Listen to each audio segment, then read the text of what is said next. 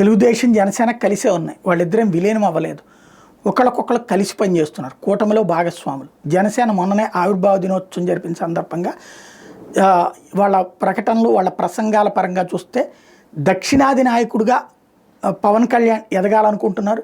అదే సందర్భంలో రాష్ట్ర స్థాయి నాయకుడిగా నాగబాబు ఎదగబోతున్నారు. ఇది వాళ్ళ ప్లాన్. అదే సందర్భంలో వాట్ అబౌట్ తెలుగుదేశం?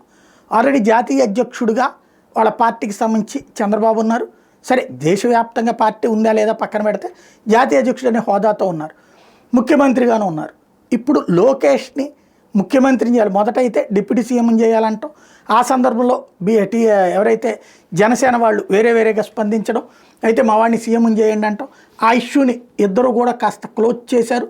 మొదట్లో తెలుగుదేశం పార్టీకి సంబంధించినటువంటి సోమిరెడ్డి కానీ, వర్మ కావచ్చు, ఇట్లాంటి వాళ్ళందరూ మాట్లాడినటువంటి చూసాం. దాన్ని కంట్రోల్ చేసుకొచ్చారు. ఇప్పుడు మహానాడు వేదికగా ఏదైనా రెండిట్లో ఏ అనౌన్స్మెంట్ జరుగుతుంది, ఒక ప్రమోషన్ అయితే ఖాయం అన్న మాట వినబడుతుంది. లోకేష్ని జాతీయ అధ్యక్షుడిగా కానీ, జాతీయ వర్కింగ్ ప్రెసిడెంట్గా కానీ పెట్టడం. వర్కింగ్ ప్రెసిడెంట్గా పెడితే లోకేష్ బాధే నిజమవుతుంది. ఏదైతే ఒక కేటీఆర్ లాగా, ఒక రాహుల్ గాంధీ లాగా మిగిలిపోతానన్నాడు. అలా కాకుండా పెడితే ఆయన ప్రెసిడెంట్గా పెట్టి గౌరవాధ్యక్షుడిగా చంద్రబాబు నేను పెడితే తప్పేమీ లేదు. లేదా ముఖ్యమంత్రి పదవిని త్వరలో లోకేష్కి ఇస్తామని ఏమన్నా స్టేట్మెంట్ ఇస్తారా? చాలామంది మాత్రం లోకేష్ సీఎం కావాలని కోరుకుంటున్నారు.